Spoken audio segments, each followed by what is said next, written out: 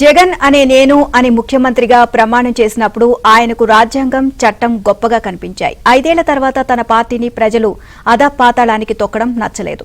కనీసం విపక్ష హోదా కావాలని అడుక్కున్నా కూటమి సర్కార్ కనికరించలేదు. ఇక కోర్టుల్లో కూడా తనకు న్యాయం దక్కలేదు. ఇక ఒంటిమిట్ట పులివెందుల ఉప ఎన్నికల్లో తన పార్టీ ఓటమితో ఆయన పరువు ప్రతిష్టలు గడప గడప దాటి సీమ సందులు దాటి తెలుగు రాష్ట్రాల ఆవల కూడా ప్రతిధ్వనించడంతో రగిలిపోతున్నారు.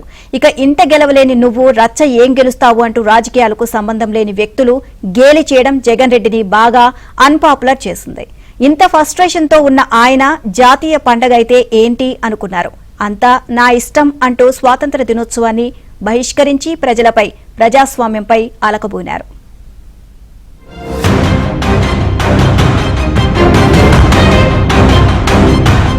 స్వాతంత్ర్యం తెచ్చిన మహనీయుల త్యాగాలను 15 ఆగస్టు వేడుకల సందర్భంగా స్మరించుకోవడం, కులమతాలు ప్రాంతాలకు అతీతంగా జాతీయ భావన చాటుకునే సందర్భం.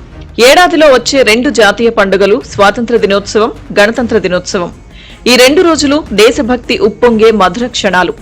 మనం ఇప్పుడు పీల్చుకుంటున్న స్వేచ్ఛా వాయువులను మనకు ప్రసాదించిన మహనీయులను గుర్తుకు తెచ్చుకొని వారు చెప్పిన 4 మంచి మాటలను మననం చేసుకుంటాం. ఒక్క మాటలో చెప్పాలంటే కశ్మీర్ టు కన్యాకుమారి వరకు యావత్ దేశం సంబరాలు జరుపుకుంటుంది. దేశ విదేశాల్లో ఉన్న భారతీయులు కూడా మువ్వన్నెల జెండా చూసి మురిసిపోతారు.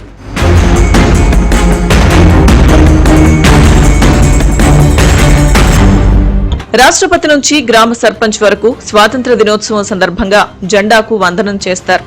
ప్రైవేట్ కార్యాలయాలు చివరకు బస్తీల్లో కూడా ఘనంగా వేడుకలు జరుగుతాయి. మరి ఒకసారి అధికారం వెలగబెట్టిన పార్టీకి అధినేతగా ఉన్నవారు 15 ఆగస్టు వేళ జాతీయ జెండాను ఎగరవేయలేదంటే ఏమనాలి? ఇదంతా ఎవరి గురించో మీకు ఇట్టే అర్థమై ఉంటుంది. ఆయనే వైఎస్ జగన్మోహన్ రెడ్డి. ముఖ్యమంత్రిగా 5 ఏళ్లున్నారు. అంతకుముందు ఎంపీగా, ఎమ్మెల్యేగా, విపక్ష నేతగా కూడా పనిచేశారు. ఇప్పుడు పులివెందుల ఎమ్మెల్యే. ఏ రకంగా చూసినా జాతీయ దినోత్సవం జరుపుకోవాలనే సోయి జగన్ రెడ్డికి ఉండాలి. మరి నిన్న 15 ఆగస్టు వేడుకల్లో ఎందుకు పాల్గొనలేదంటే ఫ్రస్ట్రేషన్. అంతా నా ఇష్టం, ఏం చేసినా అడిగేదెవడ్రా నా ఇష్టం, అంతా నా ఇష్టం. సహజంగానే తాను అనుకున్నది తనకు దక్కకుంటే జగన్ రెడ్డికి లోపలి మనిషి పైకొస్తాడు. ఇప్పుడు కూడా అదే జరిగి ఉంటుందని ఆయన గురించి తెలిసిన వారు చెప్పుకుంటున్నారు. 15 ఆగస్టుకు సరిగ్గా ఒక్కరోజు ముందు అంటే ఈ నెల 14వ తేదీన ఒంటిమిట్ట పులివెందులలో జరిగిన జెడ్పీటీసీ ఉప ఎన్నికల్లో ఘోర పరాజయం పాలైంది వైసీపీ. ఈ ఓటమితో జగన్ లో ఫ్రస్ట్రేషన్ పీక్స్ కి చేరిందట. అది ఎంతగా అంటే మర్నాడు జరిగిన 15 ఆగస్టు వేడుకలను బహిష్కరించేంతగా. మరి జగన్ కు ఎందుకంత అసహనం అంటే సొంత ఇలాఖా కంచుకోట తమ రాజ్యంలో తమ హవా తగ్గి తన తల కొట్టేసిందన్న భావనతో జగన్ ఉండొచ్చు. ఇది ప్రజాస్వామ్యం. ప్రజలిచ్చిన తీర్పును నేతలైనా పార్టీలైనా శిరసావహించాల్సిందే. ఎందుకు ఓడామో పార్టీ పరంగా వ్యక్తిగతంగా పోస్ట్ మార్టం చేసుకుని ఆ తప్పులను మళ్లీ చేయకుండా కేడర్కు చెప్పుకోవాలి. ఇవేవీ కాదని దేశం మీద జాతీయ భావనపై అలగడమేంటో జగన్ రెడ్డికే తెలియాలి. 2019లో 151 సీట్లతో గెలిచిన జగన్ రెడ్డి 5 ఏళ్లు సీఎంగా పదవి వెలగబెట్టారు. ఆ తర్వాత అదే ప్రజలు బండకేసి కొట్టారు. 2024లో జరిగిన ఎన్నికల్లో కేవలం 11 సీట్లకే పరిమితమైంది వైసీపీ. 40% ఓట్లు వైఎస్ఆర్సీపీకి వచ్చాయి కాబట్టి విపక్ష నేతగా గుర్తించండి మహాప్రభో అని వేడుకున్నారు. ఇంకా చెప్పాలంటే అడుక్కున్నారు జగన్ రెడ్డి. విపక్ష హోదా దక్కడం కోసం జగన్ రెడ్డి చేయని ప్రయత్నం లేదు. చట్ట ప్రకారం రాదని తెలిసినా విపక్ష నేత హోదా కావాల్సిందే అని దిగజారి మరీ హైకోర్టుకు కూడా వెళ్లిన ఘనుడు జగన్ రెడ్డి. జాతీయ పండుగ అయిన 15 ఆగస్టును మాజీ సీఎంగా జగన్ రెడ్డి విస్మరించడంపై ఒక రేంజ్ లో విమర్శలొస్తున్నాయి. దేశంలో ఉన్న నేతలంతా ఏదో ఒక చోట జెండా వందనంలో పాలుపంచుకుంటారు. ప్రజలను కలిసి స్వయంగా శుభాకాంక్షలు చెబుతారు. పైగా తమరు వైఎస్ఆర్సీపీకి జీవితకాల అధ్యక్షుడిగా ప్రకటించుకున్న గొప్ప నియంత లీడరాయే. నీకు జెండాకు వందనం చేయాలని ఎందుకు అనిపించలేదు మహాశయ?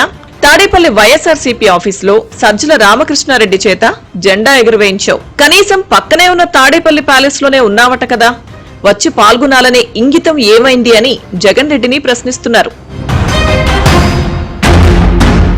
15 ఆగస్టు గణతంత్ర దినోత్సవాలప్పుడు దేశంపై ప్రేమను చాటుకునేందుకు ఎవ్వరైనా ప్రయత్నిస్తారు.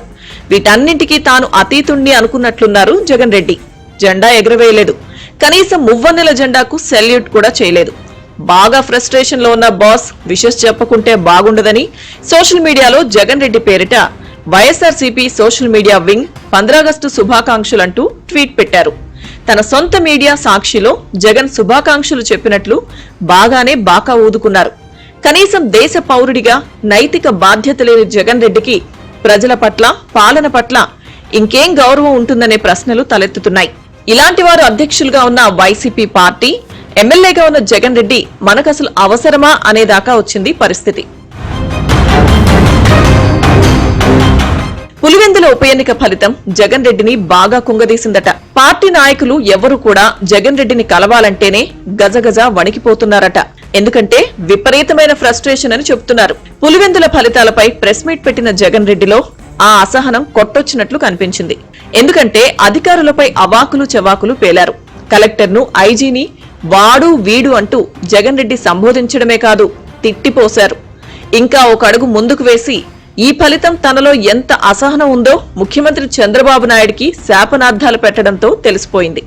ముఖ్యమంత్రిగా ఉన్నావు, నీ జీవితానికి బహుశా ఇది ఆఖరి ఎలక్షన్ కావచ్చు. రామకృష్ణ అని అనుకునే ఈ వయసులో కనీసం ఆ మాటలన్నా అనుకుంటే పుణ్యమన్నా వస్తుంది.